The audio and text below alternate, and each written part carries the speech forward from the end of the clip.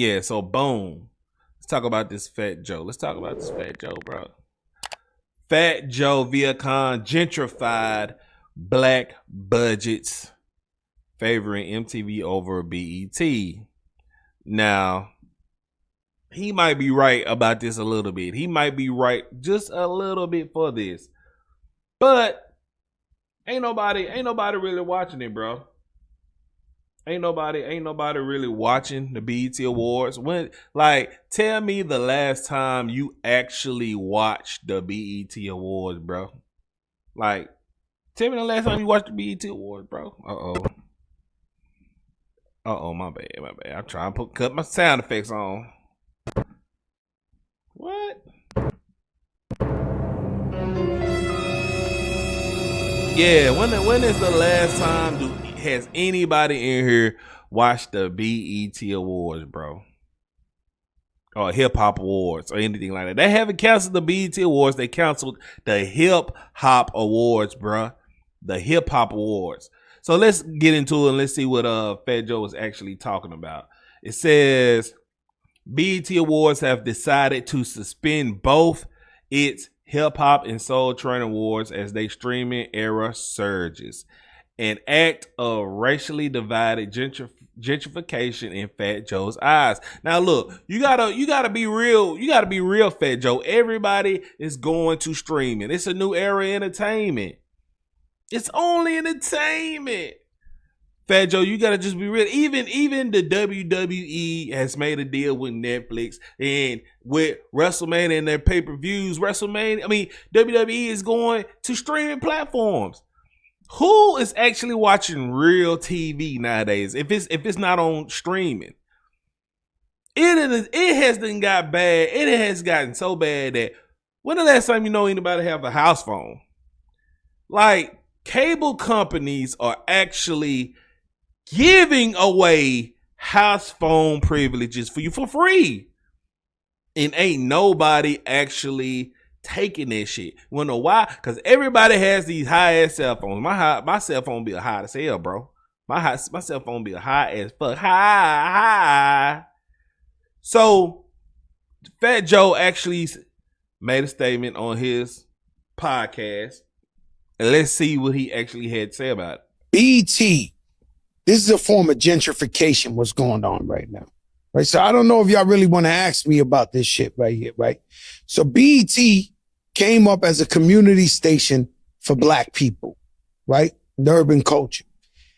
And our man, Bob Johnson took the check.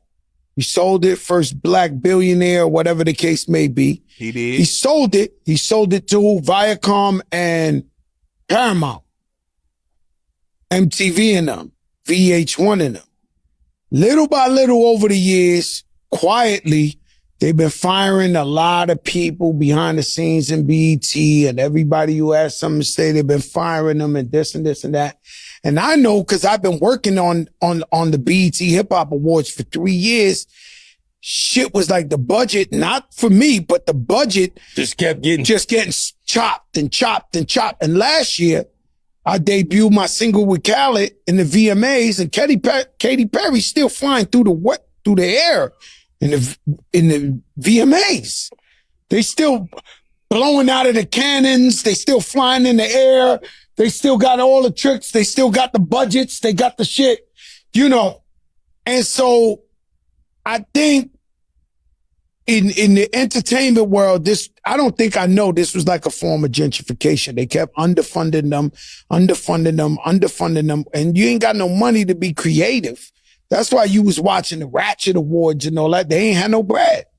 Last year we shot the last joint, and they have bread for what they want to have bread for. I'm so honored for the. Well, let me stop there right there. I will make an argument that people will watch the MTV Awards more than the Hip Hop Awards, bro. It has been a trend that is ratchet. It's ratchet. Like, I'm all down for are people being down with the cause and black culture and all that, and keeping it real or whatever. But at the same time, these are professional, elegant award ceremonies, and really people isn't watching it, bro. Like, comment or tell me in a live, when is the last time you actually seen from front to back a BET Awards? When the last time you actually seen a BET Award, bro? I can't even remember the last time. I mean, I tried to live stream the BET Awards, but I got a strike for it. So but it's insane, bro.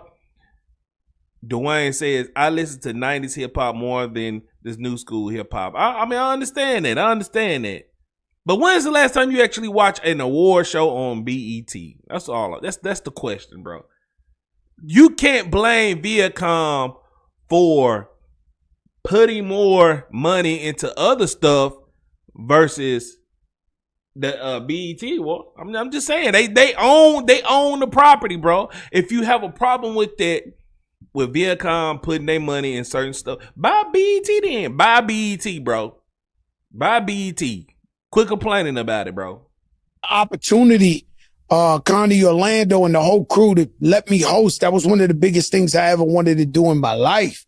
I look up, if I never told you, I look up to a Steve Harvey. So Steve Harvey's my guy at media that I want to be like. And so, that made me feel like I was Steve Harvey of hip hop and trying to keep it consistent. But I saw what they did to him. They just stopped the budgets. They started firing. I almost said arrested. They started firing a bunch of people who brought a lot to the table. And now we're left with, guess what? This ain't working. But nothing without no money, no promotions, no staff, no nothing works. It just don't work. You might as well have called it the Independent Awards. Yeah, so what Dwayne said? Dwayne say, I thought he commented something else. Oh, whatever. But anyways, like my whole sentiment is this right here. If you got a problem with how Viacom spend their money, buy BET. Buy BET, bro. That's all you gotta do. So let's continue with the article, or do what the article had to say. It says, Fat Joe hosted the BET Hip Hop Awards for the past 3 years, and he didn't bite his tongue discussing his newfound job opening slot with Jadakiss on their podcast, like he did. The way Joe sees things, BET's decline started all the way back in 2001 when Robert Johnson sold the network to Viacom for $3 billion. And that's what happened. Dwayne said, I said the last time I watched the BET Awards when they paid tribute to Michael Jackson. And that was like back in 2005, bro. That was like back in 2005. It's not Viacom's fault that Jada tried to allude that BET wasn't really getting the funds, whatever. It's because they wasn't nobody watching. Wasn't nobody watching, bro. But let's continue with the article. All the ads popping up. It says Joe says he saw the bids go down firsthand behind the scenes. Outspoken employees were getting fired left and right, and Joe says the budgets for the Hip Hop Awards presentation kept dwindling. It was during the 2024 MTV VMAs that Joe said he saw the disparities with Katy Perry's performance and clearly well funded, and when it came down to the Hip Hop Awards, ratchet. It was, bruh. It was ratchet. You can't deny that.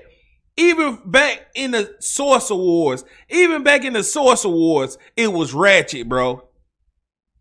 Viacom did a business decision and cut back budgets, because even when we did keep it real on the Source Awards and fighting at the Source Awards and all this bull crap, people wasn't watching. People wasn't watching. The entertainment wasn't bad. Now, I will agree to a little bit of extent with Jada that you know, the budgeting wasn't there. They couldn't really do nothing. But we supposed to be as talent. We're talented people. But that's here nor there, bro. That's here nor there, boy. We reached out to BET to see if Joe's recollections are accurate.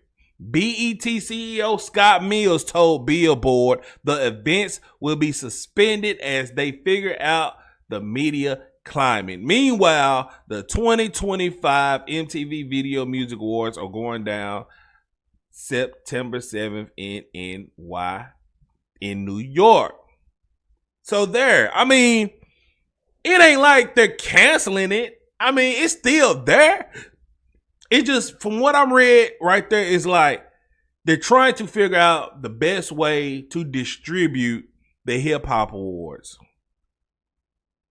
Even in this streaming climate right now, you got to understand it's business, bro. Even Disney is merging Hulu on Disney Plus. It ain't even going to be Hulu no more. It's going to be just Disney Plus, bro. It's just going to be straight Disney Plus, bro. But it is what it is, bro. It is what it is. Like, my whole problem, my whole thing is if you can't change the issue, if you can't change the issue, just buy BET or shut up, bro.